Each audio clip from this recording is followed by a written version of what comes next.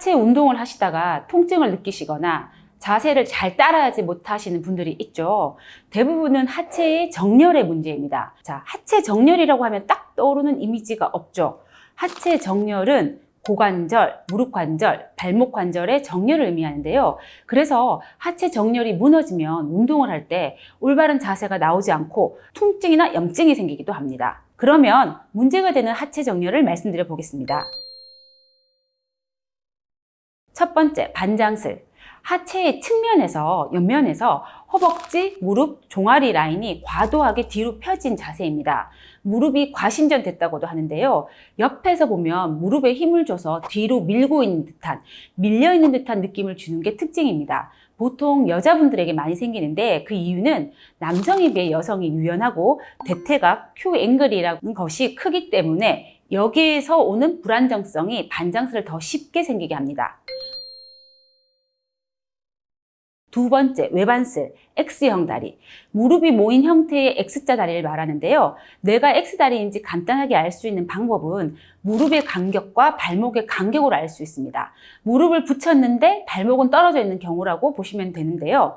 슬개골의 위치는 내측, 외측 모두 있을 수 있습니다. 주로 과체중인 환자한테 많이 보이고 특히 허벅지 안쪽으로 살이 찌는 경우에 해당합니다. 성장 과정에서 소아기 6, 7세에 생리적으로 이 외반슬이 펴지는 시기와 성장기에 과도하게 체중이 늘은 경우 X자 다리가 많이 됩니다.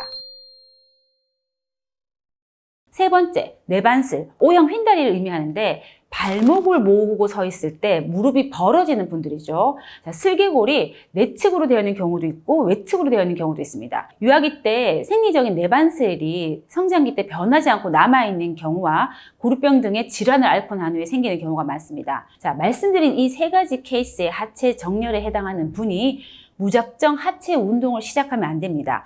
특히 스쿼트는 조심해야 합니다. 우선 스쿼트는 힌지 동작으로 하체를 접는 운동이죠. 자, 스쿼트는 고관절, 무릎 관절, 발목 관절을 다 접는 운동으로 정말 대단한 운동이기도 하지만 칼의 양날과 같다고 봅니다. 자, 장점은 기구를 사용하지 않고 몸만으로 하체를 튼튼히 하는 운동이지만 단점은요, 하체 정렬이 좋아야 할 수 있다는 것입니다.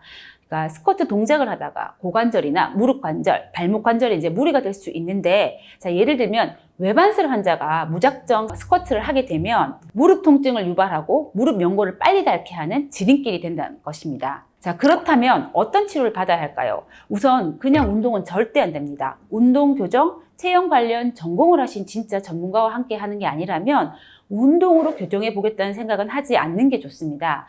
비용으로만 봐도 운동 비용은 비용대로 쓰고 효과는 효과대로 얻고 오히려 치료를 해야겠다고 마음먹었을 때는 체형이 더욱 망가져서 훨씬 더 오랜 기간 치료를 받아야 하는 경우도 있으니까요. 저희 한의원에서 그럼 이런 치료를 받는다고 가정하면 이런 케이스 분들이 오셨을 때 자, 골반, 고관절, 무릎 관절, 휜다리, 발목 관절, 발변형의 유무에 따라서 골반의 기울어짐과 틀어짐에 대한 관절 교정, 자, O형이냐 X형에 따라서 근육 교정, 발 변형의 유무에 따라서 족부 교정기를 처방, 근육통이나 혹은 체형 틀어짐으로 인해서 불균형된 근육의 침이나 부항 치료, 또는 체중이 과다한 경우에는 다이어트 한약을 처방하기도 하고 근력이 너무 약한 경우에는 강근골 한약, 통증이 심한 경우에는 염증을 가라앉히고 순환을 도와주는 한약까지 각 그 체형의 케이스에 맞춰서 치료하고 약을 처방하고 있습니다. 몸을 가지고 절대로 도박하지 마세요.